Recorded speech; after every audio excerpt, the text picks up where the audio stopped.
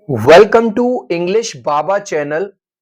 Children, thumbnail आपने देख लिया होगा जिसमें मैंने साफ साफ लिखा है कि 15 नंबर पे भी बच्चा पास हो सकता है। तो अपनी बात को प्रूफ के लिए आपको आपकी स्क्रीन पे एक रिपोर्ट कार्ड दिखाई दे रहा है। देखो, इस रिपोर्ट कार्ड में जो बच्चे के मार्क्स हैं साइंस में वो 15 मार्क्स हैं, केवल 15 मार्क्स। लेकिन अगर आप उसके प्रैक्टिकल के मार्क्स देखो तो बच्चे को 18 मार्क्स मिले हैं। 15 प्लस 18 मिलके 33 हो गए, इसीलिए बच्चा पास हो गया है और ग्रेड मिला है D2। तो कुछ बच्चे कह रहे थे कि सर 15 नंबर पे कैसे पास हो सकते हैं। इस तरह से मैंने पहले भी बताया है, दोबारा बता रहा हूं, क्लास 10th का और क्लास 12th का पासिंग क्राइटेरिया बिल्कुल अलग है दोस्तों। क्लास 10th में आपको केवल 33% लाने हैं मिला के।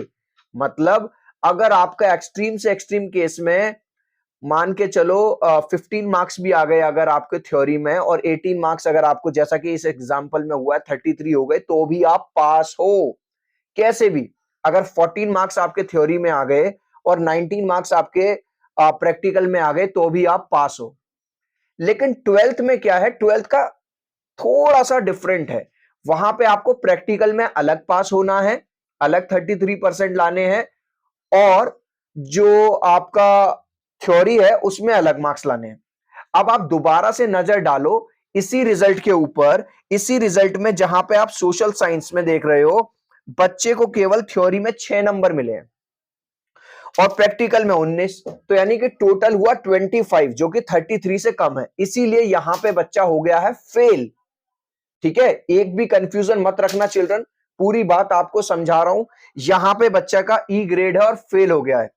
और अगर आप नीचे देखो तो उसको कंपार्टमेंट मिली है। अब कुछ बच्चे फेल होकर डर जाते हैं, अरे सर फेल हो गए इसका मतलब अगली बार हमें एग्जाम देना, सॉरी अब तो हमारा एक साल बर्बाद हो गया। नहीं, सीबीएसई आपको एक और मौका देती है और वो आपको कंपार्टमेंट एग्जाम, यानी कि जब आपका रिजल्ट आ गया, एक एक सब्जेक्ट में आप पास नहीं हो पाए, तो सीबीएसई कह रही है कि भाई 1 महीने बाद इसका पेपर दोबारा दे दो और एटलीस्ट अब पास हो जाओ। और अगर अब आप पास हो जाते हो, ये जो कंपार्टमेंट है ये क्लास 10th और क्लास 12th दोनों को ये मौका मिलता है। मेरी बात क्लियर हो रही है आपको? तो इन केस, अगर, वैसे तो मैं नहीं चाहूंगा किसी भी बच्चे को कंपार्टमेंट की नौबत पड़े, लेकिन इन केस अगर आपका कोई पेपर में ऊंच नीच हो जाती है तो चिंता मत करना, आपको कंपार्टमेंट का मौका मिलेगा। आप दोबारा एग्जाम दे सकते हो और पास हो सकते हो। किसी भी तरह की कोई कंफ्यूजन हो तो कमेंट कर देना। आपके कमेंट को लेके मैं वीडियो जरूर बनाऊंगा। वीडियो को लाइक कर देना, चैनल को कर दो सब्सक्राइब।